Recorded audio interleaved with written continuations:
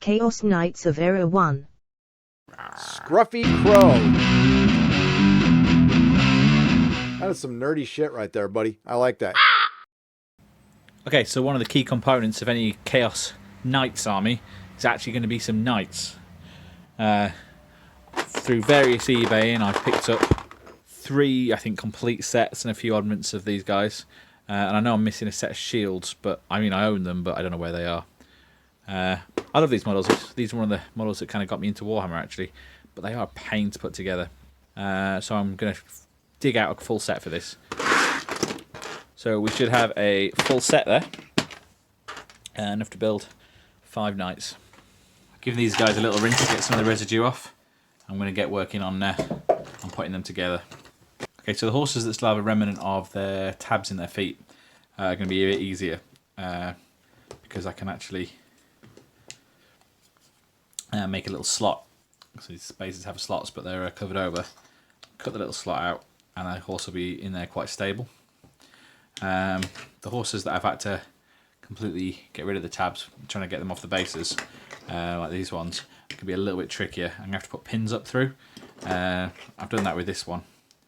And I know it's had a little time to dry, it's a bit more stable, but it's not ideal. So for instance, this guy, I'm going to try and get him off the base, try and keep as much of the tabs intact as possible. So that's what we ended up with after getting him off this base. Base is ruined, but that's fine, don't need it. And that's not too bad actually. Get rid of this bit, smarten down that hoof, and we'll make a little slot for that foot to go in there, and that'll probably hold it in quite securely. So we're going to have to make sure this guy sits flat and would more or less stand up without the help of any pins, which I think was what we've got.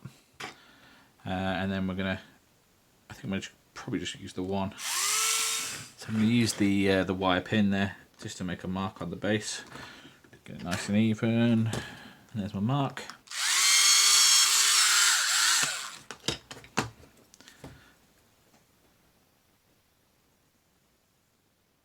Glue the other little contact points there.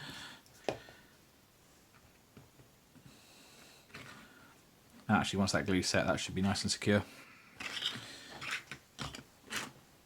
Okay, after much swearing and sulking, I finally got these guys together. I've put a lot of Warhammer models together over the years. And these are some of my favourite knights that Games Workshop's ever done, but they're not fun to put together. And I've put together a ogre scrap launcher and a screaming skull catapult in my time. But they're together now, and I think they look fine. We're going to need to do a little bit of green stuff work. I think make the boots look a bit more curved at the edges there, so it looks like it's all one piece. Same on that one. But I think in general, they're pretty much done. One small conversion we're going to do is we're going to remove the hand from this horn, and we're going to give it to someone. I think we're going to add it to their saddle. So we have a musician, but everyone's still armed that way. I mean, to be honest, how are they blowing a horn through a helmet? But still, we'll get this added. So I've carved away the hand, used the file, smoothed it all away, popped a little pin on the back, and just attached it to his saddle front there like that. I decided to change which horse the champion was on, from one of the ones in this pose to this pose. But I think I might take this opportunity to make him rearing. So this leg's fine, and the front's great. So I'm actually going to chop up this back leg and get this same rearing pose. Okay, there we go. There's the pin in the horse's leg. Same sort of length as the other one. So we just need to fill that in with a bit of green stuff. And to keep the pins a bit more stable, I've added this small bit of plastic card. Just glued that on the back here, drilled the holes through, just to give the pins a little bit more stability. So they're through an extra layer of plastic.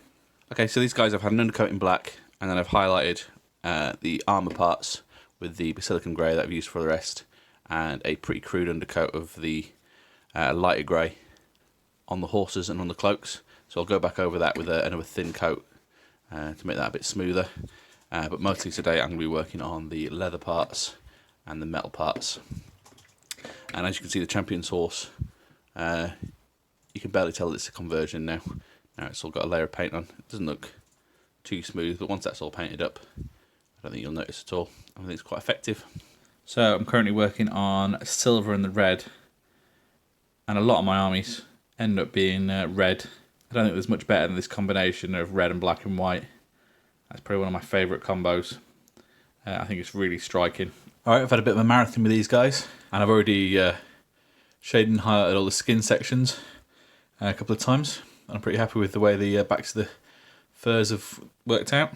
We've highlighted all the white up to the top white, which I think is looking pretty cool, very striking. Still need to do a couple of washes, so anything like the skulls and belts are all going to get a brown wash, and all the silver metallics are all going to get another black wash to darken those down before I re-highlight them. But yeah, the end's in sight with these guys. So putting washes on is always one of my favourite stages with any miniature, really. And just stuff like this. So I've done a couple of tones on this staff to try and do a bit of a wood grain effect. But it's kind of, at the moment, for my eyes, is sort of blended in a bit with the banner. And you can kind of see the details on this knot, but not very well. And then just, I like to sort of use it as like an outline. We can put a bit in the folds of the banner as well. This banner will be getting another highlight as well as this, but I think all of a sudden you've gone from something that, I don't know, that was a few flat colours to something I think that pops quite nicely. The same with the metal. I think it gives a really nice texture to gold metals especially.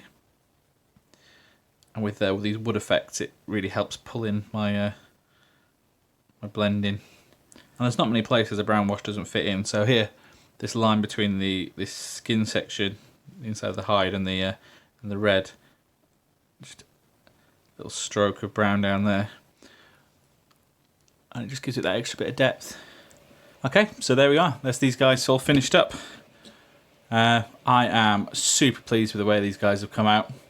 I really like my colour scheme, the red, black and white. I'm always happy with that as a colour scheme. These guys have got some really nice details that you can really work with, sort of like the skins on the shields, and so the skull sculpts on these are really nice. Give me his little face there. So yeah, really happy with the way these guys have come out. And that pretty much marks the end of my Erehwon project.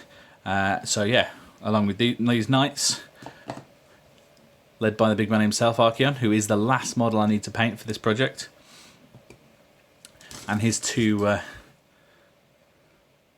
lieutenants here. So with these guys all together, I finally got some knights for my knights army, and I think they look fantastic all together like this. And that's all for this video. Please let me know what you thought down in the comments. Maybe subscribe for more. And as ever, thanks for watching. Bye.